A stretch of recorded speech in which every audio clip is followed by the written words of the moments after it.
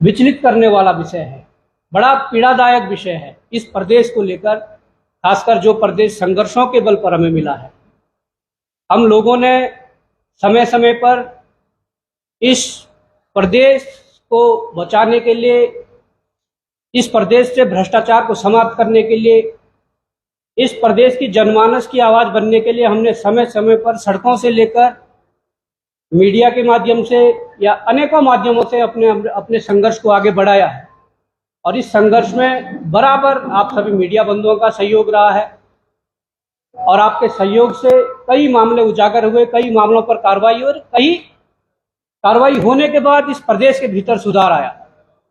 आज मैं आप लोगों को विषय की ओर ले जाना चाहता हूं, विषय से अवगत करवाना चाहता हूं कि हम लोगों ने पूर्व में बहुत से विभागों के भ्रष्टाचार उजागर किए और ऐसे ऐसे बड़े भ्रष्टाचार थे जिन भ्रष्टाचारों ने इस प्रदेश को कहीं ना कहीं बहुत बड़ा नुकसान पहुंचाया है। आज जो विषय है वो विषय शिक्षा विभाग के भ्रष्टाचार को लेकर है।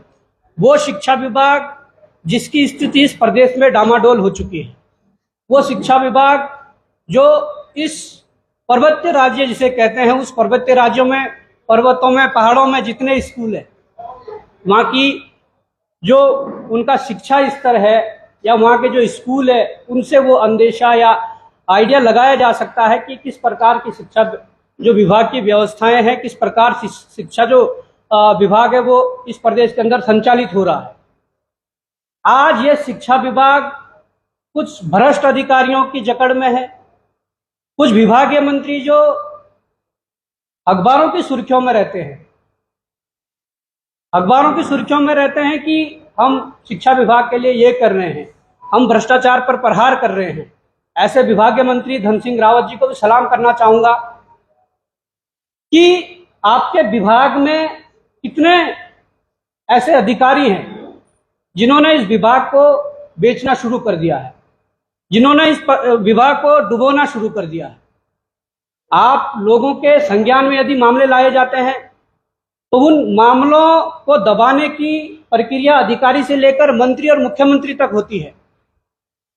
क्या जब कोई मामला आपके संज्ञान में लाया जाता है, क्या आपका नैतिक दायित्व तो नहीं है कि विभाग के अंदर बैठे उच्च अधिकारी, विभागीय मंत्री धन सिंह रावत जी या प्रदेश के मुख्यमंत्री धामी जी उस पर कार्रवाई करें? कुछ समय पूर्व हम लोगों ने एक मामला उजागर किया था, वो माध्यमिक शिक्षा के जो निदेशक महावीर बिष्ट जी हैं, उनका हमने प्रेस कॉन्फ्रेंस के माध्यम से ही मामला उजागर किया और खुद माध्यमिक शिक्षा निदेशालय में जाकर वहां के मुख्य गेट पर बड़ा चार्ट चिपकाकर उसमें लिखा था कि भ्रष्ट अधिकारियों को बाहर करो। हमने उस गेट पर वो पोस्टर चिपकाने के बाद हमने खुद शिक्षा विभाग के जो सचिव है रमन जी, रविनाथ रमन जी, उनको भी पर्सनली उनके व्हाट्सएप पे वो लिंक भेजा था। उन्होंने देखा और उन्होंने उसके बाद कार्रवाई के आदेश दिए थे। इनके खिलाफ जो पूर्व में कई जांचें हुई है, उन जांचों में, कई जांचों में, लगभग 3 से 4 जांचों में ये दोषी पाए जा चुके हैं। और दोषी जब पाए जा चुके हैं तो हमने, जब ये डायरेक्टर नहीं बने थे उससे पहले ही हमने विभाग को भी अवगत करवा दिया था, मंत्री को भी अवगत करवा दिया था, मुख्यमंत्री को भी अवगत करवा दिया था कि जो व्यक्ति भ्रष्टाचार में संलिप्त है या जो भ्रष्टाचार में डूबा हुआ व्यक्ति है, अगर माध्यमिक शिक्षा के डायरेक्टर के रूप में आप उसे बना रहे हो तो शिक्षा विभाग का हाल क्या होगा। इस मामले को दबाने के लिए भरसक प्रयास ऊंचे शिक्षा विभाग के उच्च अधिकारियों द्वारा, शिक्षा विभाग का जो विभागीय मंत्री धन सिंह जी है उनके द्वारा या मुख्यमंत्री द्वारा, सबके द्वारा किए गए। जब इसका संज्ञान नहीं लिया गया तो हमें मजबूरन कोर्ट की शरण लेनी पड़ी और हमने माननीय उच्च न्यायालय नैनीताल में अपने नाम से एक जनहित याचिका दायर की।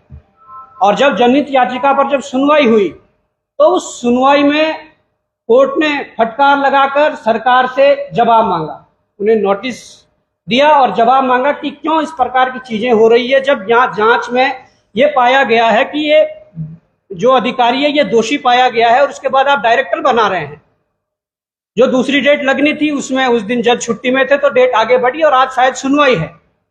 उम्मीद है कि जो भी होगा अच्छा होगा। और मैं ये भी कहना चाह रहा हूं कि इस विषय को शुरुआत में इसलिए लेके आ रहा हूं कि कोर्ट में जो जवाब दिया है उस जवाब में लिखा है कि उस समय बोर्ड के एग्जाम थे, हटाना संभव नहीं था, जबकि मामला पिछला दिसंबर 2023 का है। इन्होंने ये सारी चीजें बताई, पर आज जब कोर्ट में मामला लंबित है, कोर्ट ने फटकार लगा दी है। तो ताजा मामला ये है कि 21 जून 2024 के ये लेटर हैं, और जो ये लेटर हैं, ये एक लेटर नहीं, कई लेटर, और इनमें कई नाम है जो स्थानांतरण किए गए हैं और महावीर सिंह बिष्ट के द्वारा किए गए हैं। ये उनका नाम है, साइन है, सब कुछ है। अब मैं ये कहना चाहता हूं कि जब कोर्ट में इन्होंने मान लिया कि हाँ, इनके खिलाफ ये दोष सिद्ध हो चुके हैं और हमने चार्जशीट दाखिल कर दी है, किस अधिकार के तहत महावीर सिंह बिष्ट स्थानांतरण कर रहे हैं, जबकि एक जो जांच है केवल स्थानांतरण के आधार पर वो दोषी पाए जा चुके हैं इससे पूर्व। तो ये मामला ये है कि भाई ये कोर्ट को भी गुमराह करना चाह रहे हैं। ये मामला ये है कि ये शिक्षा विभाग को भी गुमराह करना चाह रहे हैं जो और लोग हैं, और इस प्रदेश की जनता को भी गुमराह करना चाह रहे हैं। ये शुरुआत मैंने यहाँ से की, क्योंकि इस लड़ाई को हम आप लोगों के प्रेस के माध्यम से, सड़क के माध्यम से कोर्ट तक ले जा चुके हैं। ये शुरुआत इसलिए की। अब मामला आता है कि शिक्षा विभाग के हाल क्या है। शिक्षा विभाग में जो बड़े बड़े अधिकारी जो बिठा रखे हैं, जो वसूली एजेंट है, सीधी सी बात है, जो वसूली एजेंट बिठाए रखे हैं। हमें विश्वसनीय सूत्रों से यह ज्ञात हुआ कुछ समय पूर्व कि हमारे इस प्रदेश में आउटसोर्स एजेंसियों का जो खेला है वो बड़े धड़ल्ले से शुरू हो गया है, और इस शिक्षा विभाग के अंदर बीआरपी और सीआरपी के कुछ पदों क्या 1000 कुछ पद है, उन पदों पर नियुक्तियां होनी है, और उन नियुक्तियों के लिए आउटसोर्स एजेंसियों को हायर करना है। हमें जब विश्वसनीय सूत्रों से शुरुआत में यह ज्ञात हुआ कि यहाँ पर आउटसोर्स एजेंसियों के माध्यम से अगर 1000 कुछ बीआरपी और सीआरपी के पदों को भरा जा रहा है, उसके लिए एक बहुत बड़ा खेल अंदर ही अंदर चल रहा है, जिसमें कुछ अधिकारी, कुछ विभागीय मंत्री और लेकर ना जाने कौन कौन लोग उसमें संलिप्त हैं, जो कि हजारों युवाओं के भविष्य को बेचने के लिए तैयार बैठे हैं। जब हमारे संज्ञान में ये बात आई तो हमारी टीम ने इस पर रिसर्च शुरू कर दिया। हमारी टीम ने जब रिसर्च शुरू किया तो हमने पाया, क्योंकि हम आज तथ्य लेकर आए हैं, हमारी टीम ने तथ्य निकाले और हमने पाया कि वास्तव में फिर से जो भर्ती घोटाले, जो चोरी चकारी, जो युवाओं के भविष्य को बेचने को लेकर जो एक परिपाटी शुरू हुई थी, उस परिपाटी पर यहाँ का शिक्षा विभाग और यहाँ की सरकार फिर से चल पड़ी है। उन हजारों युवाओं के भविष्य को बेचने के लिए आउटसोर्स के नाम से एक भारी एजेंसी को लाया जाता है। ठीक है, आपने टेंडर खोला, उसमें कौन अप्लाई कर रहा है, कौन अप्लाई नहीं कर रहा है, जो मानक पूरे करेगी वो कहीं की हो। जब आपने ऐसी नीतियां बनाई है तो आप आइए करिए। वैसे तो नीतियां ये होनी चाहिए थी कि स्टेट लेवल की जो जॉबें हैं, आपको उनके लिए केवल स्टेट लेवल की एजेंसियों के माध्यम से ही परीक्षाएं आयोजित करवानी चाहिए, नियुक्तियां करवानी चाहिए। आप लोगों ने देखा होगा कि हाईकोर्ट के लिए भी भर्ती हुई, और हाईकोर्ट की भर्ती एनटीए करवा रहा है, जो नेशनल टेस्ट एजेंसी, जिन्होंने अभी नेट का पेपर लीक करवाया, नीट का पेपर लीक करवाया, और उसी एजेंसी ने यहाँ के हाईकोर्ट के पेपर करवा दिए। और हाईकोर्ट के पेपर भी जब करवाए तो यहाँ पर किसी को अप्रैल में टाइपिंग के लिए बुलाया जा रहा है, किसी को 1 महीने बाद मई में टाइपिंग के लिए बुलाया जा रहा है। तो ये जो सारी चीजें हैं, जब इस पर रिसर्च हमने दोबारा शुरू किया तो हमने पाया कि एक एजेंसी जिसको इन्होंने लाया है, और वो एजेंसी युवाओं के भविष्य को बेचने के लिए यहाँ पर स्थापित करी है। अब हमने उस एजेंसी के बारे में जांच पड़ताल शुरू की। हमने कुछ सूचना के अधिकार में जानकारी इकट्ठा करनी चाहिए, कुछ इधर उधर से जानकारियां इकट्ठी करनी चाहिए, और मुझे परसों से ये फॉर्म शुरू हुए हैं। मुझे उसके बाद कुछ युवाओं के फोन आए कि हमने जो फॉर्म है वो भरे नहीं जा रहे हैं, पर कुछ युवाओं के फोन आए कि फॉर्म भरे जा रहे हैं, पर जो बाहर विज्ञापन में जो शैक्षिक योग्यताएं, जो मानक दिए गए हैं, अंदर जब फॉर्म को खोला जा रहा है तो उसमें ना जाने CCC मांगा जा रहा है, पता नहीं B लेवल मांगा जा रहा है, O लेवल मांगा जा रहा है, C लेवल मांगा जा रहा है। तमाम प्रकार के वो प्रमाण पत्र जो मुझे लगता है कि यहाँ के B.Ed डिग्री धारक जो इस पद के लिए योग्य हैं, उनके पास मुश्किल से 90% लोगों के पास नहीं होंगे। ये क्या दर्शाता है? क्या ये सेटिंग उस एजेंसी ने ऐसी करके आई है कि हमारे अपने बंदे जो होंगे उनको सेटल करने के लिए हैं? जब हमें ये सूचना मिली तो हमने एजेंसी के बारे में जानकारी इकट्ठी की। एजेंसी के बारे में जब जानकारी इकट्ठी की तो हमने उसमें पाया कि एजेंसी तो मानक पूरे नहीं कर रही है। किस अधिकार के तहत क्या उत्तराखंड में आकर ये यहाँ पर जो इनका उद्देश्य है खरीद फरोख्त करने का, यहाँ के युवाओं के भविष्य को बेचने का, किस अधिकार के तहत यहाँ पर आई है। हमने पाया कि इसमें शिक्षा विभाग के उच्च अधिकारियों से लेकर विभागीय मंत्री से लेकर तमाम प्रकार के लोग संलिप्त हैं, जो ये कह रहे हैं कि आप भर्ती करवाइए, आपके मानक पूरे हो ना हो हमारे ऊपर छोड़ दीजिए, क्योंकि ये उत्तराखंड है। यहाँ पर बातें सामने आती है, खुलासे होते हैं, पर जांच तो हमने करनी है। जांच हम जब करेंगे नहीं तो कार्रवाई क्यों होगी। ये आश्वासन कंपनी एजेंसियों फर्मों को दिया जा रहा है। अब मैं आपको बताऊंगा कि ये जो कंपनी है, इस कंपनी की जब जानकारी मिली तो हमने उत्तराखंड बेरोजगार संघ के लेटर हेड पे मैं खुद गया, डायरेक्टर वंशीधर तिवारी से मैं शिक्षा निदेशालय जब गया तो उनसे मिला। वहां पर तमाम और अधिकारी जो उच्च अधिकारी हैं वो भी थे और उनको अवगत करवाया कि जो ये एजेंसी है ये इसके मानक पूरे नहीं कर रही है। इस एजेंसी को किस अधिकार के तहत ये टेंडर दिया गया।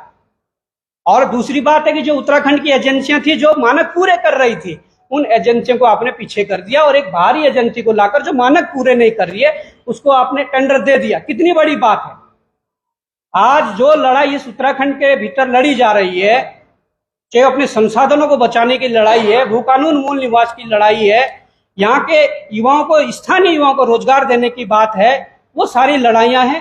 वो तो यहाँ पर साफ दिख रही है कि स्थानीय कंपनियों को, फर्मों को बाहर करके भारी कंपनी जो मानक पूरे नहीं कर रही है, वो मैं बता रहा हूं कि कैसे मानक पूरे नहीं कर रही है। हमने ये लेटर दिया, इसमें 5 बिंदु हमने उन्हें दिए। हमने उन्हें एक बिंदु यह भी दिया कि विभाग से सूचना के अधिकार में दी गई सूचनाओं के आधार पर पाया गया अलंकृत लिमिटेड की निविदा को बिना ईएमडी धरोहर राशि को स्वीकार किया गया, जबकि अलंकृत लिमिटेड मध्यम उद्यम कंपनी है, जबकि ईएमडी धरोहर राशि में छूट केवल सूक्ष्म एवं लघु उद्यम कंपनियों को है। हमने ये पहले उनसे सूचना में मांगा और सूचना में उन्होंने जो दिया, सूचना में उन्होंने हमें जो दिया, उन्होंने हमें सूचना में जो दिया वो ये दिया कि भाई हमने मांगा कि इन्हें ईएमडी जो भरी है वो आप दे दीजिए कि किस प्रकार से है।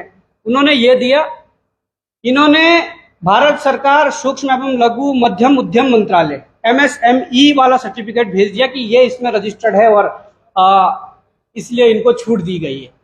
अब इनकी जो शर्तें हैं वो मैं आपको बताना चाहूंगा कि MSME में माइक्रो, स्मॉल और मीडियम तीनों प्रकार की कंपनियां हैं, पर जो इसमें EMD में जिस कंपनियों को छूट होती है वो केवल माइक्रो और स्मॉल जो लेवल की कंपनियां हैं उनको EMD में छूट दी जाती है। ये इनके अपना जो नियमावली है वो कहती है। जब ये कहती है तो इसमें पाया गया कि जो ये अलंकृत जो लिमिटेड कंपनी है ये मीडियम वर्ग की कंपनी है। मध्यम वर्ग की कंपनी है तो बिना धरोहर राशि के इसे कैसे एंटर होने दिया, सबसे बड़ी बात पहले ये है। अब मैं ये कहना चाहूंगा कि इतनी बड़ी गलती, और गलती हो गई थी, पर हमने जब सूचना दे दी थी तो उसके बाद क्यों इस पर कार्रवाई नहीं हुई, क्यों इस बात को संज्ञान में नहीं लिया गया। क्या इतना बड़ा खेल है, करोड़ों का खेल है। करोड़ों के खेल के साथ साथ क्या अपने लोगों को फायदा पहुंचाने का खेल है जिनकी नियुक्तियां होनी है, सबसे बड़ी बात है। अब इसमें मांगा गया था कि जो एक तो मांगा गया था कि भाई लघु और जो सूक्ष्म जो कंपनियां हैं उनके लिए EMD में छूट होगी, बाकियों के लिए नहीं। अब इसके पास ये मीडियम जो वर्ग की कंपनी है इसके लिए छूट नहीं थी, पर इन्होंने EMD नहीं लिए। नंबर 1 पॉइंट यहाँ पर ये गलत है, यहाँ पर मानक पूरे नहीं कर रही है। दूसरी सबसे बड़ी जो शर्त है, सबसे बड़ी शर्त ये रखी गई थी कि जो भी कंपनी आवेदन करेगी, जिस भी कंपनी को ये टेंडर मिलेगा, उस कंपनी के 3 फाइनेंशियल ईयर, लास्ट 3 ईयर्स जो है वो कंप्लीट होने चाहिए। 3 साल का ऐसा अनुभव होना चाहिए जहां पर इन्होंने सेवा दी हो। तमाम प्रकार की 101 कंपनियों ने अप्लाई किया, उसमें से इन्होंने छंटनी की। पर जब इसका हमने देखा कि लास्ट 3 ईयर्स का जो इनका जो एक्सपीरियंस है, अनुभव है, क्योंकि इन्होंने एक शब्द है एग्जीक्यूटिव जो शब्द है उसमें मुझे लगता है कि उस शब्द की परिभाषा इन्होंने बदल दी है। उसका मतलब होता है कि निष्पादित होना और कार्य पूर्ण होना। मतलब अगर कोई मैं फॉर्म भर रहा हूं और मुझसे मांगा गया कि BA की डिग्री कंप्लीट कीजिए तो मैं डिग्री कंप्लीट ही दूंगा। कहा गया था कि 3 साल जहां सेवा दी है वो अनुभव प्रमाण पत्र लगाइए, वो अनुभव प्रमाण पत्र चाहिए, तो 3 साल कंप्लीट होना चाहिए था। अब हमने जब देखा, हमने जब इसकी जांच पड़ताल की और जब निकाला, ये सूचना का अधिकार में हमने लिया है। उसके बाद जब देखा गया तो इस कंपनी ने जो एक्सपीरियंस इसमें लगाया है, जो अनुभव लगाया है, वो भी पूरा नहीं हुआ है। मजे की बात यह है कि इस कंपनी ने जो दर्शाया है कि हम यहाँ सेवा दे रहे हैं, वो 12 दिसंबर 2022 से 11 दिसंबर 2025 को इनकी सेवा पूरी होगी, तब जाकर वो 3 साल का सर्टिफिकेट मिलेगा, तब जाकर आप पात्र होंगे, तब उस मानक को पूरा करेंगे। अब इसमें क्या मंत्री धन सिंह जी खुद इन्वॉल्व हैं, जो बिना मानक के अपात्र जो कंपनी है, उस कंपनी को आप जोर जबरदस्ती टेंडर दे रहे हैं। जिस कंपनी के पास पूर्व में 3 साल का कंप्लीट जो अनुभव नहीं है, एक्सपीरियंस नहीं है, उसको आप कैसे दे रहे हैं? हो सकता है कि इस बीच जो अभी आज की तिथि से और कुछ ऐसा हो जाए कि इसे ब्लैकलिस्ट कर दें, कंपनी के साथ कुछ ऐसा हो जाए इसे टर्मिनेट कर दें, कुछ ऐसे लांछन लग जाए, कुछ ऐसे आरोप लग जाए, तो क्या तब भी ये कंपनी सही रहेगी? तो जब इनके पास पूरा अनुभव नहीं है, किस अधिकार के तहत उत्तराखंड की कंपनियों को बाहर करके बाहर की कंपनियों को लाकर यहां पर स्थापित किया जा रहा है, ये कैसी सोच है? ये पूरा खेल पूरा दिल्ली से चल रहा है, और दिल्ली से गुजरात की कंपनियां मंगाई जा रही है, दिल्ली से हरियाणा की कंपनियां मंगाई जा रही है, दिल्ली से एनसीआर दिल्ली की कंपनियां मंगाई जा रही है, राजस्थान की कंपनियां मंगाई जा रही है, जिसके जीते जागते उदाहरण समय समय पर आप लोगों ने देखे हैं। अब मैं ये प्रश्न विभागीय मंत्री धन सिंह रावत जी से भी करना चाहूंगा और उस अधिकारी से भी करना चाहूंगा जिससे प्रदेश के अंदर 4-4, 5-5 बड़े बड़े विभागों की जिम्मेदारी दी गई है।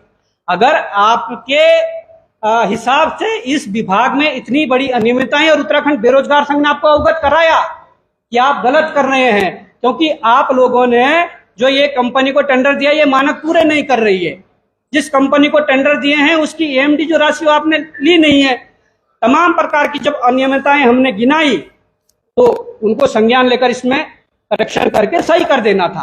पर मुझे लगता है कि प्रेशर दिल्ली से इतना बड़ा है, अमित शाह जी ने या मोदी जी ने या दूसरे कोई मंत्री जी ने ये कहा होगा, ये कंपनी मेरी है, मेरे व्यक्ति की है, उत्तराखंड में इस कंपनी को टेंडर मिलना चाहिए, और यही होगा। और मैं कहना चाहता हूं कि ऐसा यहां पर नहीं चलेगा।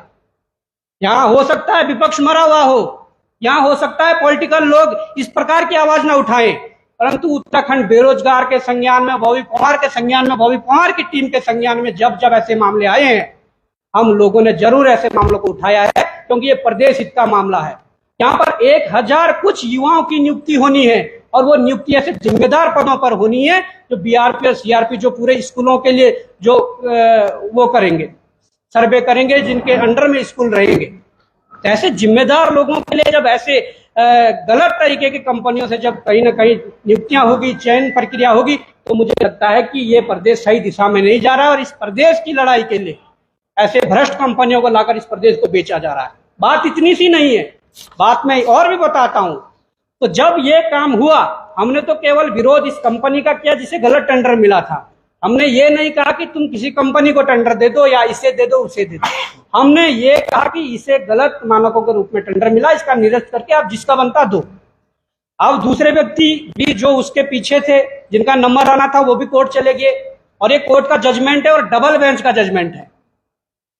ये कोर्ट का जजमेंट है, ये मैं और आप और शिक्षा विभाग और ये तमाम प्रकार के लोग तय नहीं कर रहे। ये कोर्ट का जजमेंट है, इसमें चीफ जस्टिस रितु बाहरी जी और राकेश थपलियाल जी जो जज है, ये डबल बेंच का जजमेंट है, और उसमें साफ साफ लिखते हैं, ये मैंने हाईलाइट किया हुआ है, इसमें लिखा हुआ है कि the petitioner is fully qualified for this contract, he will be concerned for the bid. मतलब जो दूसरा व्यक्ति इस कंपनी के अलावा जिसका नंबर अब आना है, जिसे टेंडर मिलना है, वो कोर्ट गया कि ये इसके मानक पूरे नहीं है और इससे ईएमडी राशि भी नहीं ली गई है, जबकि ये मध्यम वर्गीय कंपनी थी और इसे छूट नहीं थी। तमाम प्रकार के जो तथ्य उन्होंने कोर्ट में रखे, और कोर्ट की डबल बेंच ने जजमेंट दिया उस व्यक्ति के लिए जिसका नंबर इसके बाद आना होगा। मुझे लग रहा है शायद वो उत्तराखंड की कंपनी है, जहां तक मैंने उस पर रिसर्च किया, वो यहीं की एक कंपनी है। वो कोर्ट गई और उन्होंने कहा कि भाई हमारा हक मारा जा रहा है, आपने गलत व्यक्ति को दे दिया। उसके पक्ष में double bench judgement this is a fully qualify, मतलब आप क्वालिफाई और इस पर वो किया जाए। पर हमारे अधिकारी इतने समझदार हो गए हैं, इतने बड़े हो गए हैं, वो अपनी फिर एक बैठक बिठाते हैं और उस कोर्ट के जजमेंट पर चर्चा करके दोबारा उस कोर्ट के भी निर्णय को नकार के अपना आगे बढ़ जाते हैं। और जो मैं कह रहा हूं कि परसों से ये प्रक्रिया रजिस्ट्रेशन की शुरू हो गई है। तो क्या ये अधिकारी इतने बड़े हो गए हैं कि कोर्ट के जजमेंट को दरकिनार करके, इनके पास ऑप्शन था, अगर डबल बेंच का जो जजमेंट आया, इनके पास ऑप्शन था कि रिव्यू में जाते, रिव्यू पिटीशन डालते या सुप्रीम कोर्ट जाते। जब आपने ये दोनों चीजें नहीं की तो आपको तो ये कोई अधिकार नहीं था कि आप समिति बनाते, उसका वो करते और तमाम प्रकार की चीजें करते। अब यहां से भी ये चीजें हो गई। तो मैं ये कहना चाहता हूं कि आज जो चीजें सामने आ रही, इनका बचाव कौन कर रहा है, सबसे बड़ी समस्या। और जब कोर्ट जजमेंट दे रहा है, उसके बाद आप इस प्रकार की हरकतें कर रही है। और हमारी टीम और रिसर्च कर रही है, हमने पाया कि जो इन्होंने बैठक दिखा रखी है, जो कोर्ट में जवाब दिया है, उस तिथि की जो बैठक दिखाई है, मुझे तो अभी विश्वसनीय सूत्रों से ज्ञात हुआ है और हम उस चीज को मंगा डालेंगे। जो तिथि दी गई है कि इस तिथि को इतने से इतने समय में एक बैठक की गई जिसमें यह निर्णय लिया गया, वो बैठक हुई नहीं है। उस बैठक सीसीटीवी फुटेज और सीसीटीवी वीडियोज मंगाए जाएंगे। जिन 15-16 कर्मचारियों के, अधिकारियों के जिनके साइन है, सुद्धोवाला जेल में चक्की पीसेंगे, ये मैं बता रहा हूं। ये मामला ऐसा नहीं है कि कोई व्यक्तिगत मामला है, ये मामला ऐसा नहीं है कि व्यक्तिगत मामला है, प्रदेश हित से जुड़ा हुआ मामला है, शिक्षा से जुड़ा हुआ मामला है, रोजगार से जुड़ा हुआ मामला है। और मैं यही कहना चाहता हूं कि महावीर डिस्क वाले मामले में हमने पहले सड़कों पर संघर्ष किया, फिर हम जनहित याचिका लगाकर हम कोर्ट गए, उसमें जजमेंट आया और फटकार लगाए, और आज उसमें फाइनल डिसीजन होना है। आज कोर्ट में वो वीकली उसमें लगी हुई है और मुझे उम्मीद है कि आज बड़ी अच्छे तरीके से उसमें बहस होगी, सुनवाई होगी और कहीं ना कहीं हमारे इस प्रदेश की एक भ्रष्ट जो अधिकारी है उसके खिलाफ कुछ ना कुछ कोर्ट डिसीजन देगी। और इसके बाद इतने अधिकारी लाइन पर लगे हुए हैं, और आपने शायद इसका देखा नहीं कि कितने अधिकारी है, ये साइन देखो ना कितने। अब इतनों की दिखाइए कितने तारीख को हमने बैठक की है और उस तारीख को बैठक ही नहीं हुई है। अरे जब बैठक ही नहीं हुई तो हम तो फुटेज मांगेंगे, हम वीडियोज मांगेंगे कि उस तारीख की, उस तिथि की, उस दिना की हमें वो दीजिए। तो मैं ये कहना चाहता हूं कि अगर विभागीय मंत्री ने वसूली एजेंट बिठाए हुए हैं तो मुख्यमंत्री जी क्या कर रहे हैं? क्या मुख्यमंत्री ने खुद वसूली एजेंट बिठाए हुए हैं? ये प्रश्न है। और वंशीधर तिवारी जो मुख्य रूप से इसमें हैं, जिनको हमने अवगत भी करवाया, भाई गलत हो रहा, आप सही कर दीजिए, उन्होंने सही करने की बजाय इस प्रकार की चीजें कर रहे हैं। तो मुझे लगता है कि 4-5 विभागों में शायद हेड बना रखे उनको, एमडीडीए में है, सूचना आयोग में है, इधर शिक्षा में है, तो ये तो तमाम विभागों को भेज देंगे अगर ऐसे अधिकारी ऐसे पदों पर बैठे रहेंगे। तो आज आप लोगों के सामने इस विषय को रखने का ये उद्देश्य था कि ये प्रदेश वास्तव में जिस भ्रष्टाचार की आग में लड़ते आ रहे हैं, तो है कि वो भ्रष्टाचार की लड़ाई तो जारी रहेगी, और आपको ये तय करना है कि इस भ्रष्टाचार की लड़ाई में कौन कौन साथ रहेगा। इन लोगों ने इस प्रदेश को बेच दिया है, इन लोगों ने इस प्रदेश का बंटाधार कर दिया है। यहाँ खनन भी भारी हैदराबाद से कंपनी को लाकर पूरा कर दिया है। खनन तो लेबर तक हैदराबाद से आ रही है, तो हम जाएंगे। ये तमाम बिंदु हैं, वो चीजें करने लग जाएं तो बहुत कुछ हो जाएगा। और ये आपको अवगत करवाना था, आपके संज्ञान में लाना था। ऐसे तमाम प्रकार के अधिकारियों की और पूरी टीम लगी हुई, आप लोगों के माध्यम से, मीडिया के माध्यम से प्रदेश की जनता के सामने ऐसी चीजें रखेंगे। तो ये विषय था और इस विषय को हमने समझा कि बहुत जरूरी है, बहुत गंभीर विषय है और आप लोगों के सामने हमने रखना चाहा, इसीलिए आप लोगों के सामने आज यहाँ पर प्रेस कॉन्फ्रेंस आयोजित की गई। और कुछ ही दिनों में कुछ बड़े अधिकारी जिनके भ्रष्टाचार आसमान को छू रहे हैं, उनके भी मामले उजागर होंगे और तमाम प्रकार की चीजें। तो मैं अभी कहा था कि कोर्ट में भी आज सुनवाई हो रही है और सुनवाई हो रही है और चल रहा है। कोर्ट से अभी एक सूचना मिली है कि अभी हाईकोर्ट नैनीताल ने महावीर सिंह बिष्ट के संबंध में फटकार लगाई है कि ऐसे भ्रष्ट अधिकारी को क्यों रखा गया है। अब जब फटकार लगाई गई है तो मैं ये कहना चाहता हूँ, कोर्ट को तो माननीय न्यायालय को हटाने के आदेश देने चाहिए, परंतु अगर हटाने के आदेश नहीं दिए, देखिए हम लोकतांत्रिक तरीके से इस लड़ाई को लड़ रहे हैं। हमारे जो लड़ाई का तरीका है वो लोकतांत्रिक है, हमारे जो संस्कार है उन संस्कारों में रहकर हम इस लड़ाई को लड़ रहे हैं। परंतु अगर हम मामले उजागर करते रहे, कार्रवाई हुई नहीं, तो संस्कार जो है शायद थोड़ा हमें साइड करने पड़ेंगे। हम ऐसे अधिकारियों को और ऐसे नेताओं के मुंह काले भी करेंगे, जहां जरूरत पड़ी वहां हाथ कांग भी तोड़ेंगे, और जहां जरूरत पड़ी वहां जूते की माला पहनाएंगे और घसीट कर बाहर भी निकालेंगे। मुझे लगता है कि हमने लोकतांत्रिक तरीके से जो चीजें लड़ी है और आगे भी बढ़े और हमें सफलता भी मिली है। और जहां पर वो हमारा जो मेथड है वो जो काम नहीं करेगा, तो मैं आज ये बताना चाहता हूं कि उसके लिए भी टीम तैयार है, और वो टीम किसी के हाथ तोड़ेगी, टांग तोड़ेगी, संबंधित अधिकारी अपने आप जिम्मेदार है। हम पहले 2-3 बार अवगत करा देते कि आप गलती कर रहे हैं, उसके बाद कोई अधिकारी, कोई नेता नहीं मानेगा, तो समय रहते और समय अच्छे समय देखते उसको हाथ टांगे भी तोड़ी जाएगी, मुंह काला भी करा जाएगा और जनता के बीच में भी खींचा जाएगा। ये मैं आज ऑन द कैमरा मीडिया के सामने बोल रहा हूँ। धन्यवाद। और मैं एक सवाल है कि ये दो कंपनियों के बीच में जी आउटसोर्स से जो कर्मचारी लिए जाएंगे, लेकिन वो जिम्मेदार पद है, डीओसी और सीएचसी के जो पद है वो जिम्मेदार पद है। यदि आउटसोर्स के माध्यम से लिए जाते हैं तो शिक्षा विभाग की जो गुणवत्ता है वो किस हद तक है? देखिए, हमने तो आउटसोर्स का पूरे प्रदेश के भीतर पुरजोर से विरोध किया है कि आउटसोर्स से कोई भी भर्ती नहीं होनी चाहिए। ये स्पष्ट रूप से हम इसलिए कह रहे हैं कि हमने पहले 12वीं तक पढ़ाई की है, उसके बाद हमने ग्रेजुएशन किया, उसके बाद हमने बीएड किया है, और करणपुर जैसी जगह पर रहकर हमने रात दिन चप्पलें घिसी है, तैयारी की है। हमें पता है कि आउटसोर्स से कौन लोग जा रहे हैं। आउटसोर्स से अधिकारियों और कर्मचारी और नेताओं के जो लोग हैं वो जाएंगे, पर हमने उस चीज को झेला, हमने खुद तैयारी की है। हम जानते हैं कि एक बच्चा कितनी मेहनत करता है। हमारा तो ये स्टेटमेंट है कि आउटसोर्स वैसे बंद होना चाहिए, पर देखिए हमारे जो दायरे में है, हमारे अधिकार क्षेत्र में हम जितना कर पा रहे हैं कर रहे हैं। हम कह रहे हैं सरकार मान नहीं रही है, पर सरकार फिर भी आउटसोर्स कर रही है, तो कम से कम आउटसोर्स करने के लिए कोई मानक पूरे जो कंपनियां करे, जो पारदर्शी कंपनियां हो, वो कंपनियां तो हो। अभी जब पॉलिटेक्निक प्रवक्ता की जैसे अहम पदों पर जब भर्ती करवाई गई, तो केबीएम इंस्टा ऐसे कुछ एक कंपनी थी, वो कंस्ट्रक्शन कंपनी थी। हमने उस समय विरोध किया, और गजब की बात देखिए कि कल या परसों में ही वो कंपनी को कहीं ना कहीं ब्लैक लिस्टेड किया गया है, या उस कंपनी को जुर्माना लगाया गया है। तो ऐसी कंपनियों से जब कराओगे तो मुझे लगता है कि इस प्रदेश का भला नहीं होने वाला। आपने कहा, मैं कह रहा हूँ आउटसोर्स का घोर विरोधी हूँ, बंद होना चाहिए। और अगर कर भी रहे हैं तो पारदर्शी कंपनियों से, ईमानदार लोगों से इससे करवाइए और एक उसके लिए कीजिए।